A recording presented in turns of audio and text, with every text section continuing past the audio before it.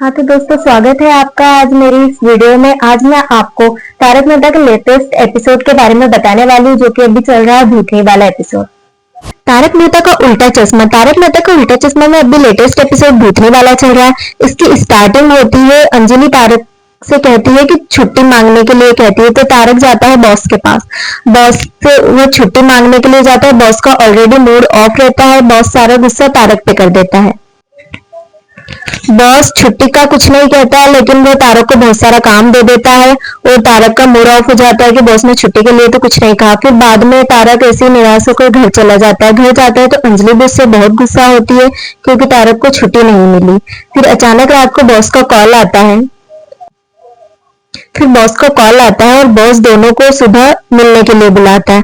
Boss सुबह उन दोनों को मिलने के लिए बुलाता है और वह ये सोचता है कि बॉस का पहले ही मूड ऑफ रहता है, क्योंकि उसे उसके पुराने घर के बारे में पता रहता है। उसके घर में भूतनी का शायर रहता है। वो कुछ लोगों को भेज चुका होता है उस घर में, यह जानने के लिए कि वहां कोई रह पाता है कि नहीं, लेकिन वहां कोई भी नहीं टिक पाता है। बॉस तारक से पूछता है कि क्या तुम्हें भूतों से डर तो नहीं लगता। तारक साफ इनकार कर देता है, नहीं सर, मुझे भूतों से डर नहीं लगता। भूत वूत जैसा ऐसा असल दुनिया में कुछ नहीं होता है। वो पुराने घर भेज देता है। अंजलि और तारक मेहता गोकुलधाम वासियों को लेकर उस घर में छुट्टियां मनाने के लिए पहुंच जाते हैं। वहां जाते से माधवी, रोशन और अंजलि को कुछ ऐसा आभास होता है कि उनके पीछे से कोई काला साया गया। वो भूतनी दिखती है। बीड़े बहुत ही डर जाता है। बीड़े कितनी बार कोशिश करता है माधवी को बताने की, लेकिन माधवी ये सब नहीं मानती है। माधवी ये सोचती है कि बीड़े का बुरा सपना होगा, इसलिए उसको ऐसी बातों पे कोई भरोसा नहीं होता है। फिर एक दिन रात को बीड़े के सपने में वो भूतनी आती है। इस कारण बीड़े की नींद खुल जाती है। जैसे ही नींद खुलती है उसे फिर से वो भूतनी दिखाई देती है। बीड़े बाहर जाता है तो वो भूतनी उसे दिखाई देती है। बीड़े से भूतनी कपड़े धुलवाती है। कपड़े जैसे ही बीड़े धोता रहता है, उसके बाद अचानक से भूतनी गायब हो जाती है। वो पीछे पलट कर देखता है तो स्विमिंग पूल पर भूतनी पानी के ऊपर चल रही दिखाई उसे देती है।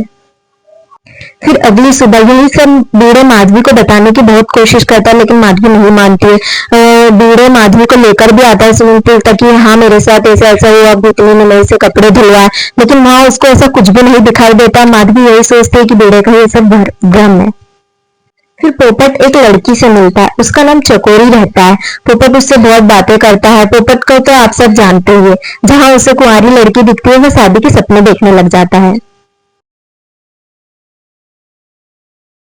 और बूढ़े और पोपट उस बात करते रहते हैं कुएं के पास। फिर लड़की का नाम चकोरी रहता है। वो दोनों बात करते रहते हैं और ऐसे में तारक मेहता, बूढ़े और सोढ़ी, यह तीनों उनको देख लेते हैं। बूढ़े चकोरी को देखते से पहचान लेता है कि वह एक तो भूतनी है।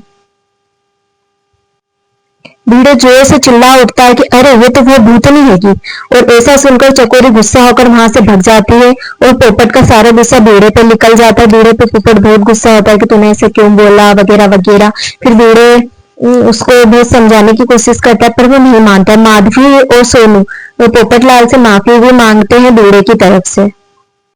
फिर ये सब मैटर सॉल्व होता है। उसके बाद धीरे धीरे सबको यकीन होने लगता है कि हाँ, उस घर में एक भूतनी का साया है। वो सबको डराना शुरू कर देती है। सब लोग बहुत डर जाते हैं।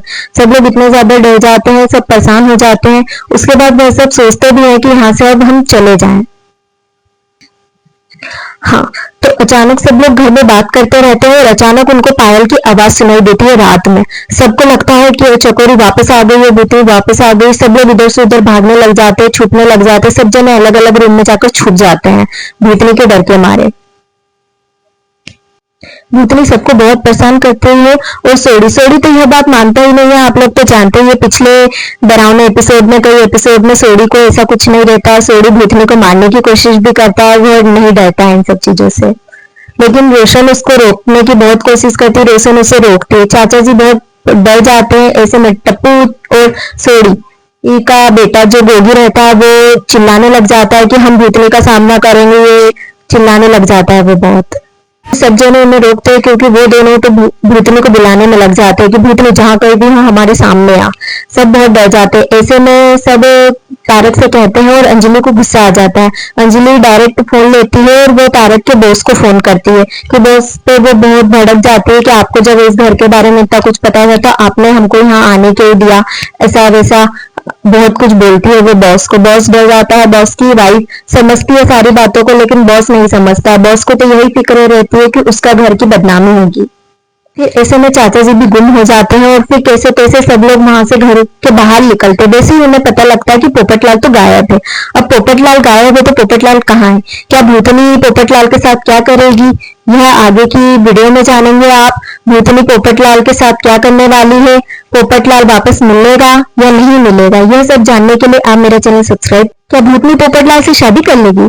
क्या पोपटलाल भूतनी का दूल्हा बन जाएगा?